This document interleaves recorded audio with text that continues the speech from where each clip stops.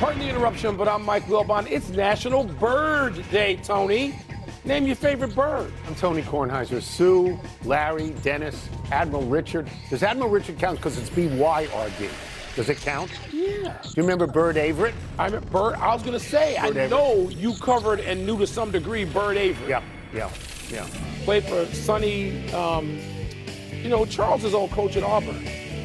I don't know who Charles's coach was at Auburn. Yes, No, come on, tell me who it is. It'll come to It's the guy with the rock test. Yes, right? the rock.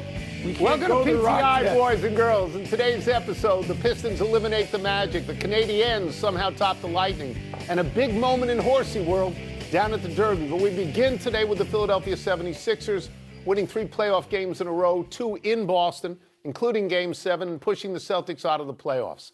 Philadelphia will open its second-round series against the Knicks tonight in New York. Wilbon, is the bigger headline the rise of the Sixers or the fall of the Celtics? Well, usually we like to go, both of us, from our old newspaper days, you go with the immediate story that you put to bed, that you cover up with dirt like a coffin, and that would be the Celtics.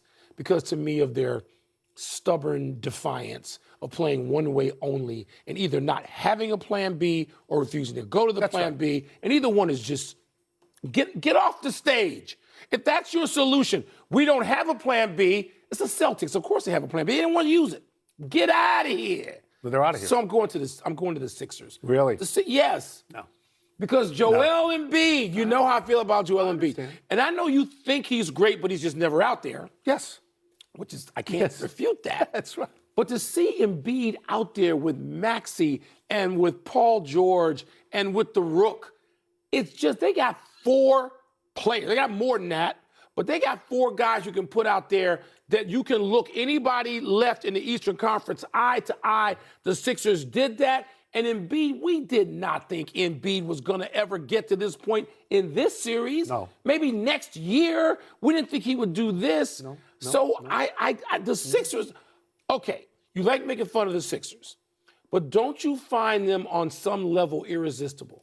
No, I don't find them irresistible. No, I mean, in terms of appeal. No, I don't find them irresistible. There are teams out there that are irresistible. The Sixers are not an irresistible team. You're wrong in what you're saying. You're a newspaper guy. The headline is the Celtics. The Celtics are a recent champion. Yeah. The 76ers are not a recent champion. No. The Celtics had a 3-1 lead. Let me just go to the bottom of my notes first, and then I'll work back to Joel Embiid. Philadelphia was 0-18 in playoff series when losing 3-1. 0-18. The Celtics were 32-0 when winning 3-1. This could be the worst loss in the Celtics' history. That's how bad it is. And that's why that's the headline. Now, I want to give the Sixers credit for a bunch of things. I want to give their coach credit for having a plan A, a plan B, and a plan C. He's got a behemoth out there in Embiid when he's healthy.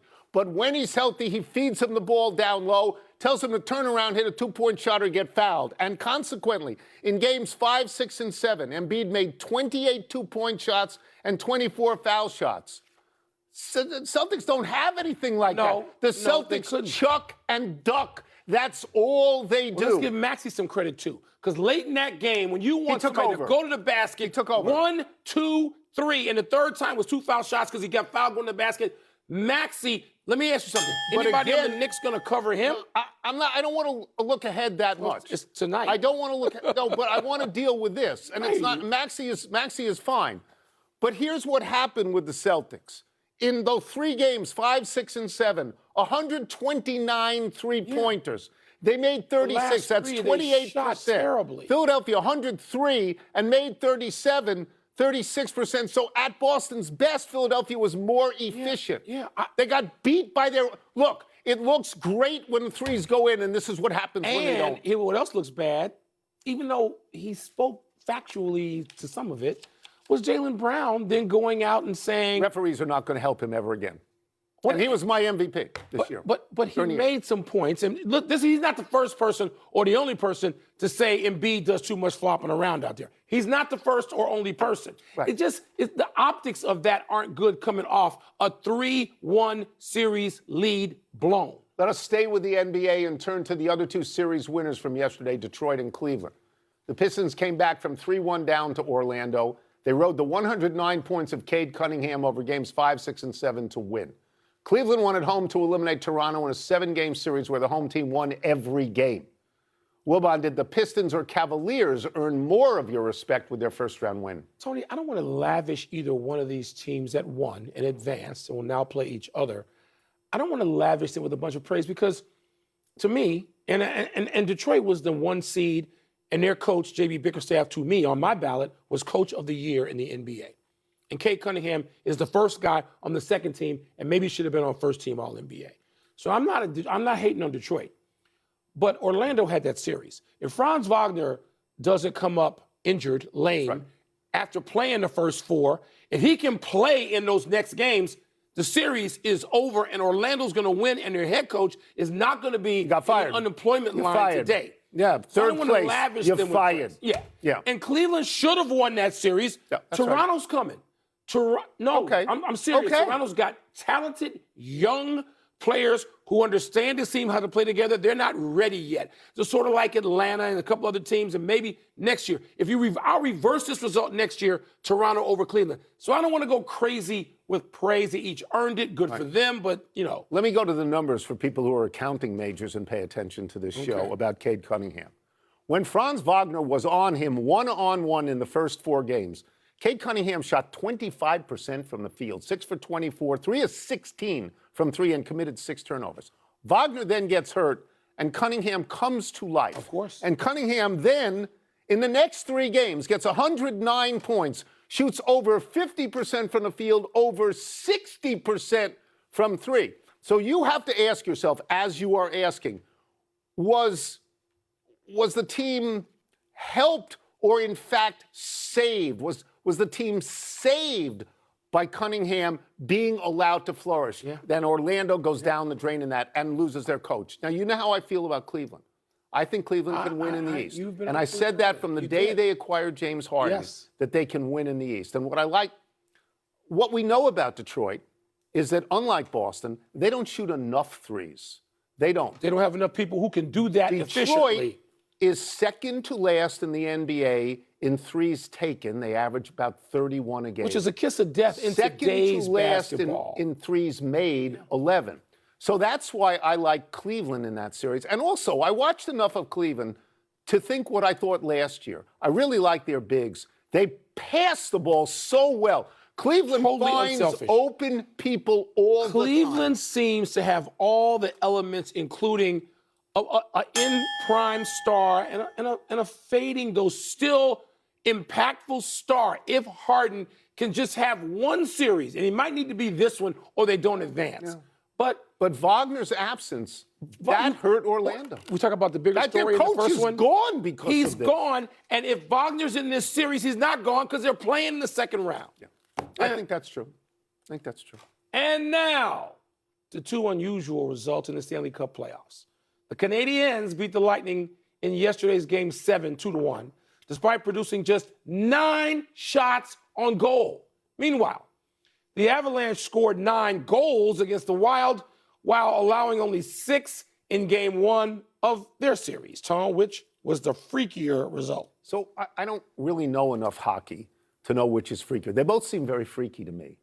Colorado that's 15 goals. Here's the number. Since 1993. One is the empty netter. Since 1993, it still counts as a goal. Well, yeah. There's only been one other playoff game since 1993 where that amount of goals was scored, 15 goals. Colorado was up 3-0, and then suddenly was behind 5-4, then won 9-6 on that. So you're saying, you're pointing out that it's rare. It's very rare. The other thing. I'm going to get to the other thing, because the other thing probably is never freakier. happened. But by the way, the Minnesota goalie, he's not Swiss cheese. He had 34 saves. Yeah. He didn't have like 3 saves. He had 34 saves. The other thing, though, this is the only time ever, I believe. Well, since 1956. Well, that's when they started charting shots on goal. 9. So that nobody has ever won a playoff game with as few as 9 shots on goal. That's 70 years, right? That's a long time. And who's in the goal for Tampa? Who's in the goal? Andre Vasilevsky. You would recognize him by his 2 Stanley Cup rings. Yeah. If you went to Vasilevsky at 3 p.m. and you said, hey, you're only going to face 9 shots tonight, he would say, I got the W. Take your day off. I'm done. I got the W. I know. When you have a fluke goal or 2, you have weird. The entire thing is weird. I'm going to set aside 9-6. Yes, we don't see it in the playoffs. We don't see it in regular season. Well, you do see it in the regular season every now and then. Okay. Every now and then. You don't ever see this other thing, and you don't see it against a guy going to the Hall of Fame. No. So that's it. And the Canadians, I mean, look, with Toronto not in, they're out. Didn't make it. Edmonton out. Yeah, no, they're the only Canadian team left. So the Canadians, this is an important result, not just a freaky result. Do you want to hear a small freaky fact, though? Yeah. Tampa Bay won 2 cups in a row, did they not, a few years back? Tampa Bay's been good for a while. This is the 11th playoff home game in their last 13 home playoff games that they have lost. What do you make of that? Home ice does not mean anything at all. Home football field advantage means. Why? No. Why not? You have all the crowd cheering for you. Let's take a break. Coming up with Rudy Gobert. That's what it is. Be able to slow his fellow Frenchman Victor Wembanyama tonight. And what's the word for Golden Tempo's worst to first Kentucky Derby run? Goaltending. Get in my ear. Was it Sonny Smith? Sonny Smith. Sonny Smith, right? Sonny Smith. The rock test. We're not telling you. We're not doing that. Can't do the rock code. We're not. Trying to find out what's popping with the peeps in mail time. I'll put on my glasses. I'll get the mail time ready. Okay. Do you expect Rudy Gobert to be able to slow Victor Wembanyama in their series that starts tonight? I like that verb, slow. Yeah, I do. Because he just slowed Nikola Jokic. Yes. Who, for his career, shoots 56% from the floor, and Gobert held him to 44%. That's a big number. That's a big reduction. So, Gobert is a 4-time Defensive Player of the Year. Do I think that Wembanyama can still be the best player on the floor and will be the best player on the floor? Yes, I believe that. And going forward, Wembanyama is going to eclipse everybody who's probably in this series. But I expect Gobert to make it a little more difficult for him than anybody else in basketball today. So my position would be that I would expect in France a young Victor Wembanyama to have looked up to Rudy Gobert because he is a Frenchman as well. I am told that they are fast friends. I am told that Gobert has been a mentor to Wembanyama. And so when you say, could he slow him down? He could slow him down a little bit, I guess, because he knows all Wembanyama's tricks, because he probably taught Wembanyama some of those tricks. And you make a good point about Gobert. My refute to that is this. The Gobert and Jokic. My refute is that Wembanyama is a larger looming presence and just flashier, faster, more explosive than Jokic. And can take Gobert out to the arc and shoot threes and reduce him. I think that Wembanyama, and I've gotten this from you in the last year because it's nonstop slurpage of Wembanyama. Yes. But I believe he's like a rocket ship about to go. I will point to this. They played each other once this year. Wembanyama had 29 points. Gobert had 2. So I think we're looking at liftoff. By the way, Ant-Man likely it seems to play. That's a huge deal with Ayo Dosunmu out and DiVincenzo out. That's a huge deal for Minnesota, which has been to the last 2 Western Conference Finals. What's your word for Golden Tempo going from last to first to win the Derby? My word is dazzling. I got home just in time for the Nats game in order to see the race live. I was very happy. The end of the race. Look at this. I love this. So the horse is last, right? Golden Tempo is last. It goes from last to first. Its jockey had called the horse lazy, and then it begins to eat up ground. Look at this. And the overhead shot from behind and above is fabulous. Golden Tempo is so far out on the right. They tell you in horse racing, get to the rail and stay there. Golden Tempo is so far out on the right that he would need binoculars to see the rail. He passes horses after horses, and then he finally passes Renegade, which was the favorite in the 1 hole, which also worked its way all the way out to the right, and whose jockey is the brother of the jockey of Golden Tempo. I will just say this, that I hope that this horse runs into Preakness, unlike last year. If it doesn't run into Preakness, I'm not watching the Preakness. I don't need load management from horses. Yeah. I'm sorry. I don't. No Preakness. No. Get out of my TV. No, it's get off my TV. The American dream is the Triple Crown. You know what the comparison is? This was Usain Bolt. Oh, okay. This was just And again, the Except drone coverage. you're aware of Usain Bolt. Yes. Nobody was aware of this horse. No, nobody's aware of this horse. But the drone coverage allows, I'm sure, any horse race, but the Kentucky Derby, it allows you to look at, I don't care. I was completely. You called me up. You said it was thrilling. Exhilarating. Thrilling. Yes, it was. It's not like you. The horses. I'm watching I thought it was next to last until I saw it again. And you're like, oh my God, he's at the back and goes Usain Bolt to the outside, not to the rail. It was great. Unbelievable. That's enough for your email. Let's take one last break. Still to come, Yannick Sinner has been unbeatable. And the Cubbies are on a roll. What's been the key? So if the horse runs in the Preakness, you watch the Preakness. Yeah. You want to go? But if there's load management. You want to go? I've never been. Oh, you've never been to a Preakness? No, I've never been to a Triple Crown race. Well, you've never been to the Derby? I've been to the Derby, but the week of. Oh, but not for the race? Not for the race itself. Very exciting, people. Happy 37th birthday, Rory McIlroy. What a last year and change McIlroy has had. He helped lead the European team to a rare road victory in the Ryder Cup over the United States team at Bethpage Black. And McIlroy has now won the last 2 Masters in a row, getting the Augusta monkey off his back. Last year in a playoff, and this year after a tee shot on 18 went so far right it could have landed in South Carolina. McIlroy now has 6 majors, the 2 Masters, 2 PGAs, 1 at Kiowa, 1 at Valhalla, the U.S. Open at Congressional when he was a kid, and a British Open at Royal Liverpool. He is one of only 6 golfers ever with the Grand Slam. He is 1 or 2 majors away from becoming one of the all-time greats, right? It's a group of only like 15 guys now who've won 6 or more. Yeah. So he's already in rare company. There. He's right there. You're right. A couple of more, you start to climb that list and separate yourself. It's one hell of a career and still going. Yeah, and he's 37. Still He's relatively got time to win. Young. Yes, he does. Yeah. Happy anniversary, LeBron James and Steph Curry. On this day 17 years ago, LeBron won his first NBA Most Valuable Player award. This was the first of his 4 MVPs over a 5-year span. And on this day 11 years ago, Steph won the first of his 2 consecutive MVPs on his way to leading the Warriors to their first championship in 40 years. These 2 accounted for 6 MVPs in an 8-year stretch. In the ensuing years, the MVP award has gone mostly to players born outside the United States.